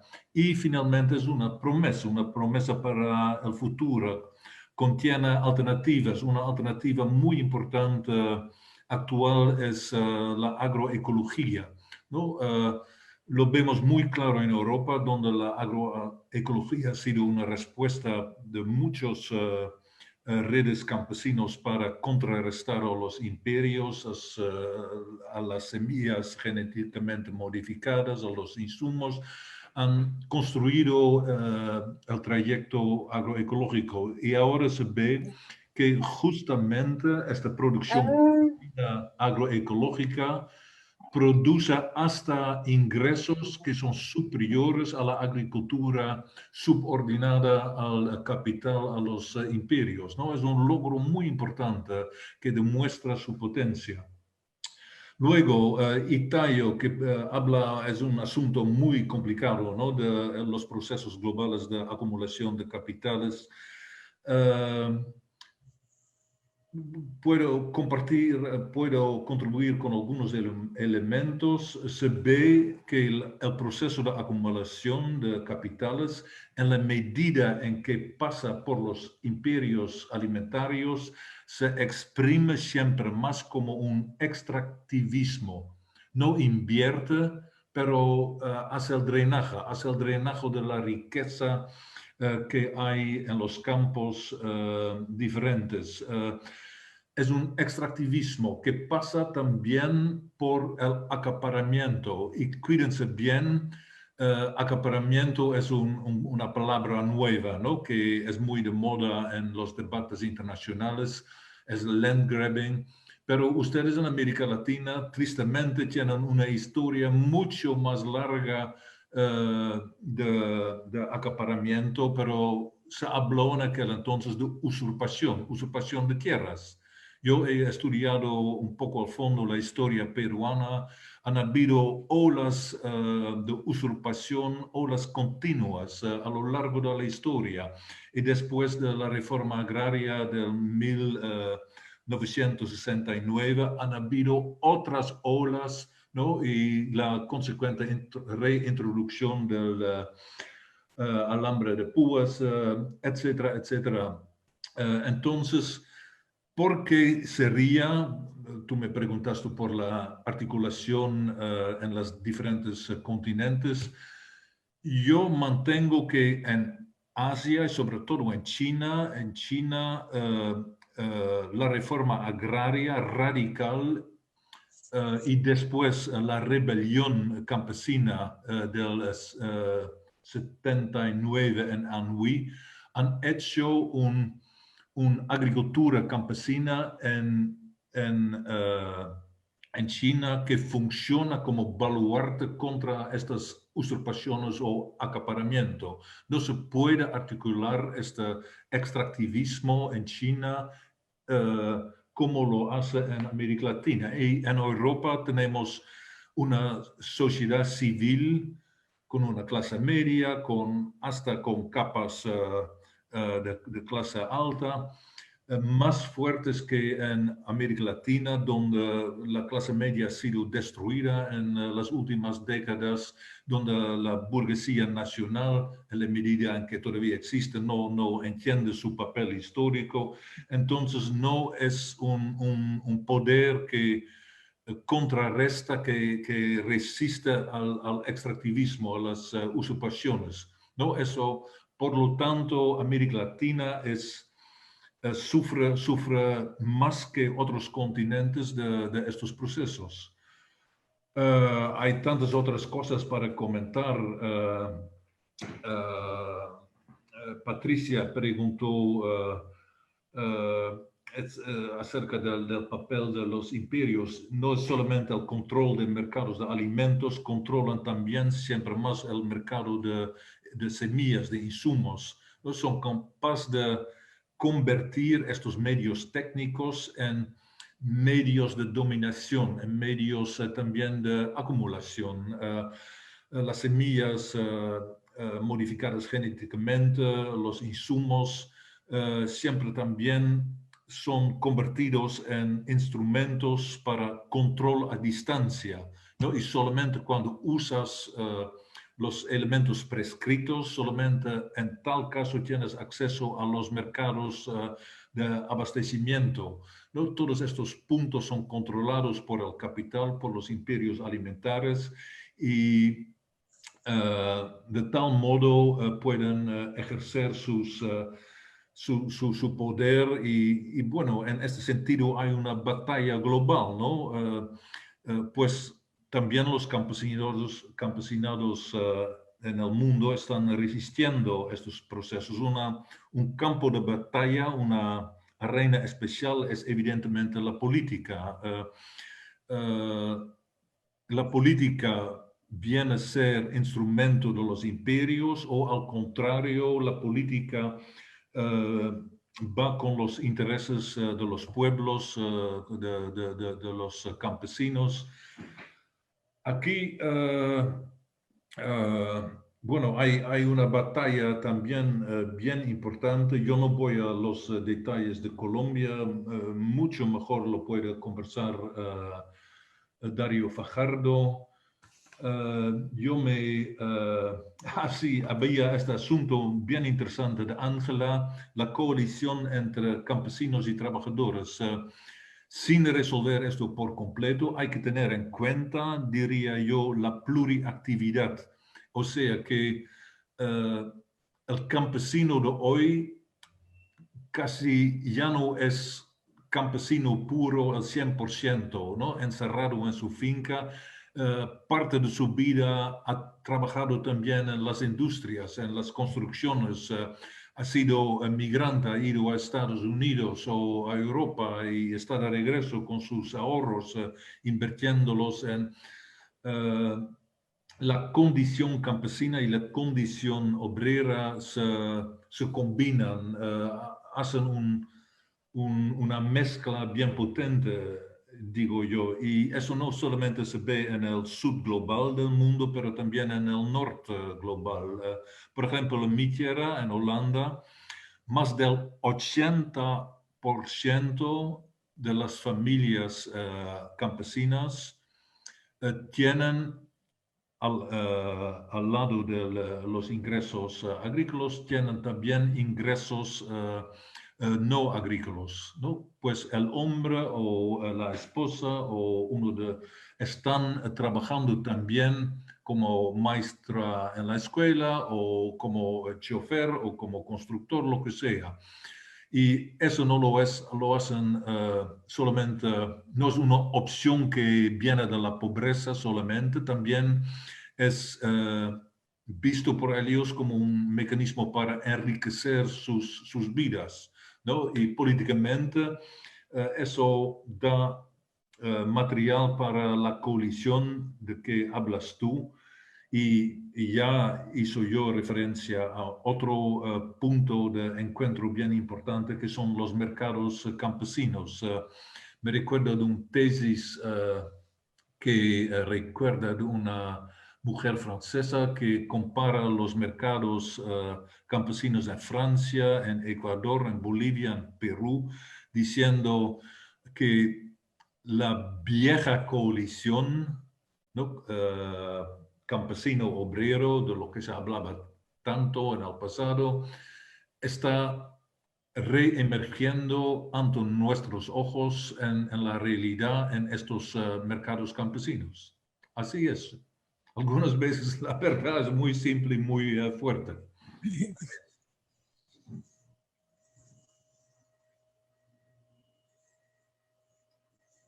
Gracias, profesor. Como siempre, alucinante escucharlo, alucinante leerlo. Bien, entonces doy paso al profesor Darío Fajardo para que nos haga sus aportes. Sí, muy hermosa la figura de la Alianza Obrero Campesina en los nuevos marcos en los que estamos. Me parece muy, muy emocionante. Ahora, los cambios que se han producido de carácter tecnológico, cultural, se van a proyectar espacialmente. Entonces, lo que uno está viendo, y los mercados campesinos lo muestran, es ese reacercamiento entre los productores y los consumidores de distinto tipo, porque ya dentro de los consumidores tenemos pues que hay pequeños transportadores, pequeños comerciantes, es decir, es un mundo mucho más complejo del simplificado que habíamos visto hace un tiempo. Y en el campo también son distintos. Y el papel de la mujer es muy importante, y yo creo que en el caso de Colombia no es único, pero la guerra misma le ha dado un papel mucho más preponderante a la mujer, que es quien ha quedado al frente de las unidades familiares. Porque en este desplazamiento, pues hay no solo el hombre que se va a trabajar a otros espacios, sino también las pérdidas de vidas de hombres, porque han sido víctimas, no la única, pero sí una víctima muy importante. Entonces, se recompone, el panorama se recompone y se recompone territorialmente. Una expresión de la recomposición territorial es ese acercamiento entre campo y ciudades. ¿Ante qué? Ante la misma crisis, y yo señalo dos aspectos interesantes. Uno, algo que Jan ha planteado en un último artículo, que es la crisis del sector financiero. Porque a mí me parece que no estamos ante un sector financiero que está creciendo, que se está fortaleciendo, sino todo lo contrario. El tema de los seguros de cosechas está decayendo. Está decayendo el tema de la financiación de la producción agrícola, porque hay unos problemas de coyuntura muy profundos. Es decir, el problema de los ingresos, el problema de la caída de la demanda está afectando directamente a quien asegura las cosechas, porque no hay compra. Ya el problema no es climático, ya el problema es que no hay compras de los alimentos. Y se tiene que reemplazar. ¿Y cómo se está reemplazando? Territorialmente vemos cómo se recompone la articulación entre productores y consumidores con toda la complejidad que esto tiene. Y el otro factor que me parece a mí interesante, salió una noticia muy recientemente sobre la decisión que se ha tomado en Dinamarca sobre la suspensión dentro de unos años de las explotaciones petroleras. Es decir, el petróleo, el ciclo del petróleo, de una u otra manera anunciado, está llegando a su fin y se están abriendo espacios, otras fuentes de energía. Entonces me parece que estas cosas están haciendo una convergencia que es muy creativa, va a ser muy creativa porque va a generar escenarios nuevos, actores nuevos, alianzas nuevas, y me parece que por aquí es por donde se va a resolver la cosa. Yo creo, y esto mirando experiencias nuestras, que se están dando, por ejemplo, en el norte del Cauca y el sur del Valle, entre Cali y el resguardo, la zona de resguardo de Miranda, en el norte del Cauca, se están dando ese tipo de alianzas, es decir, campesinos que anteriormente tenían confrontaciones con las comunidades indígenas, están aliados. La comunidad indígena le entrega territorio a un espacio territorial para que desarrollen producción de piscicultura. Entonces se comienza a configurar una articulación, una cooperación entre distintos tipos de productores, pero que son campesinos, con los mercados urbanos. Eso lo estamos viendo. Bogotá, estamos redescubriendo lo que eran los anillos alimentarios. ¿Qué anillos alimentarios eran los que proveían los alimentos para Bogotá? Eso lo estamos redescubriendo.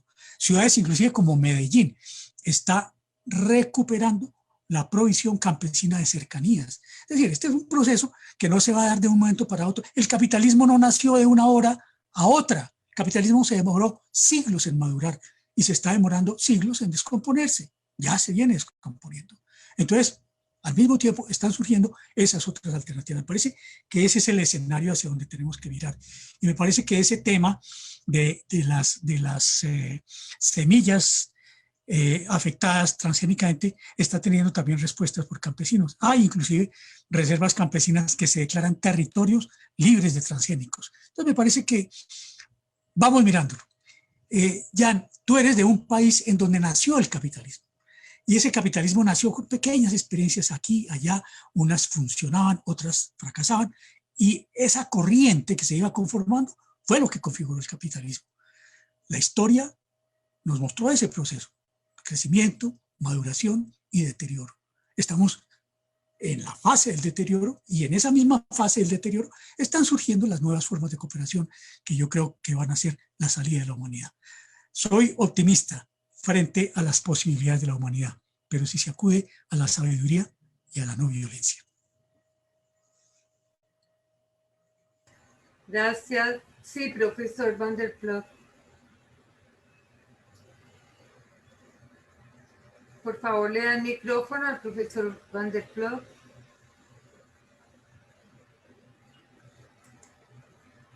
Por favor, control, micrófono para el profesor Van der Ploeg. Ahora sí tengo micrófono, disculpa. No te preocupes. No, yo quería solamente expresar mi admiración para las lindas palabras usadas por Dario. Antes él usó una palabra que se usa mucho también en el debate internacional, el debate político, la palabra intersticios.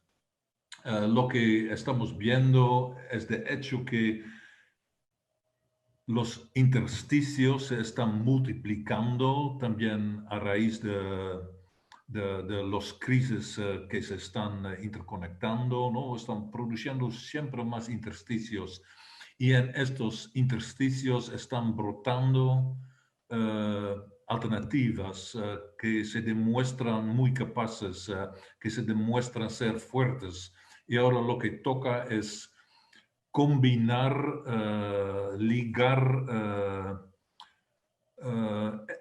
enganchar, creo que se dice en castellano, estos intersticios y las alternativas creados para nutrir los movimientos y darles fuerza.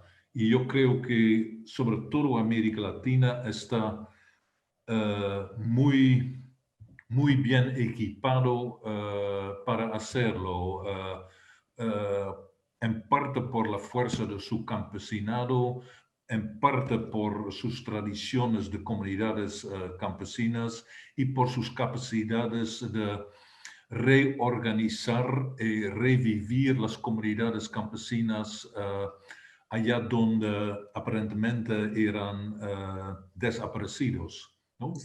Por allá hay que ver la fuerza y también es tarea nuestra de todos ustedes también de ayudar a articular estas nuevas dinámicas, reflejar eso a nivel teórico, indicando las promesas y también consolidar eso, ayudar a consolidar eso en propuestas concretas, convincentes que pueden entrar en la política, en los debates políticos. Gracias. Doctor, muchas gracias. Nos quedan unos minuticos y yo quisiera saber si se pueden referir al tema de las mujeres rurales, campesinas, indígenas, afro, que es un tema que particularmente me interesa, pero quisiera escucharlos a ustedes sobre este tema. Gracias. ¿Lo pregunta a mí o lo pregunta en general? Jan. Pobrecito yo. Es que, claro, gracias por la demanda, gracias por esta cuestión. No, lo que yo sé, lo que he visto, lo que nosotros hemos visto, que en las luchas por la agroecología, las mujeres campesinas juegan un papel muy importante, ya que, entre otros, porque entienden más que los hombres al proceso de producción agrícola como un proceso de cura. Hay que curar la tierra, hay que curar los animales, hay que curar las plantas que están germinando, que están creciendo. ¿No? Los hombres cada vez y rato están embrujados por el discurso productivista y se sientan más macho cuando tienen con los insumos y tienen niveles de producción muy altas. Las mujeres son más tranquilas, también porque las mujeres representan el eje entre lo económico y lo social, entre hogar y producción, ¿no? Y este hecho sencillo ha sido una fuerza muy importante. Gracias a las mujeres, nuestra agricultura se ha hecho más, como se dice aquí, multifuncional, más polivalente, ¿no? Produciendo más servicios, más efectos beneficiosos que la agricultura estándar. Y finalmente, es un fenómeno muy curioso que yo no entiendo muy bien, hay que admitir eso, pero también en la construcción de cooperativas territoriales, otra vez las mujeres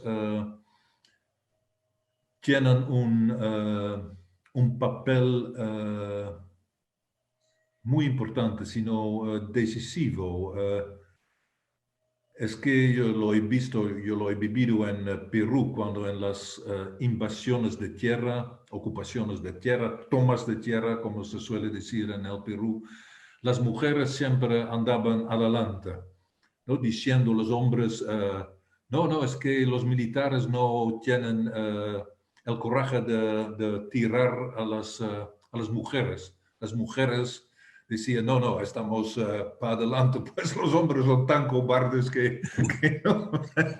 Bueno, es una polémica, yo no sé si ya se ha resuelto eso, pero también, por ejemplo, en mi tierra, en Frisia, son las mujeres que juegan un papel muy decisivo en las cooperativas territoriales, que en cierto sentido también es retomar el control sobre el propio territorio y combinar lo que el capitalismo ha separado, combinar la producción agrícola con la cura per el paisaje, cura per la biodiversidad, cura de la creación de accesibilidad, de hospitalidad y todo eso, ¿no?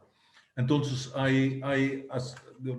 los aspectos de género son básicos. Patricia, yo quisiera añadir, concuerdo completamente con lo que dice Jan, y quisiera añadir lo siguiente, el análisis de la coyuntura de Colombia, porque como comentábamos, pues ese proceso de desplazamiento ha afectado fundamentalmente pues, a las comunidades campesinas, estos millones de desplazados. ¿Y qué ocurre? Que es sobre los hombros de las mujeres que cae, digamos, la preservación de la unidad doméstica y la preservación del patrimonio que tiene esa unidad doméstica, incluyendo el conocimiento. Entonces uno lo que puede ver es en estas comunidades que retornan, en las comunidades que se relocalizan, inclusive en las ciudades, el papel de la mujer. Los hombres se dispersan por razones de la guerra, por razones de la economía, y ¿quién queda al cuidado de los hijos? Mayoritariamente las mujeres. ¿Y con qué lo hace? Con lo que ella conoce y con lo que tiene de capacidad de adaptación al nuevo ambiente o a las condiciones que quedan después del retorno. Entonces a mí me parece que ese papel de la mujer es estratégico en este momento en el contexto de la guerra. ¿Por qué? Porque ella es como el eslabón que le permite sobrevivir a la comunidad. Sin mujeres, esto no, si estuviera en manos nuestras, de los hombres, esto sería el desorden completo. Aquí no habría capacidad. Las mujeres tienen una capacidad de articular y de recuperar, lo que decía Jan, de sanar.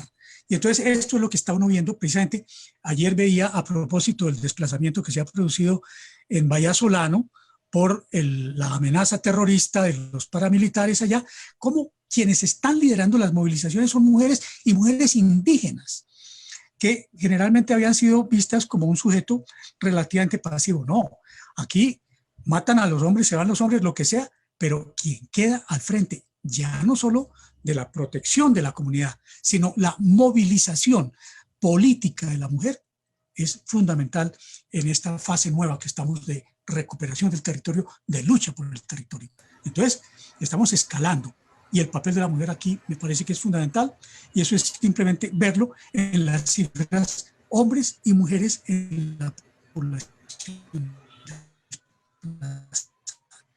Se le fue el audio, Gracias. profe. Profesores, qué gusto tenerlos, de verdad.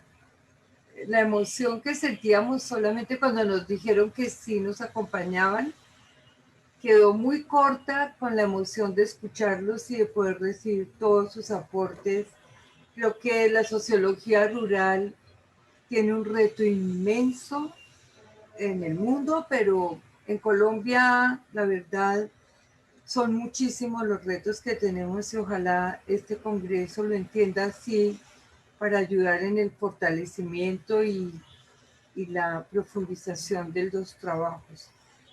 Valga decir, una felicitación al comité coordinador, que nuevamente la Asociación Colombiana de Sociología se ha puesto al frente del Congreso, se está fortaleciendo y esto nos enorgullece muchísimo. Muchísimas gracias, profesores, mis respetos, un aplauso de esos virtuales que ahora se usan por sus aportes, por su compromiso y generosidad. Gracias, gracias, gracias.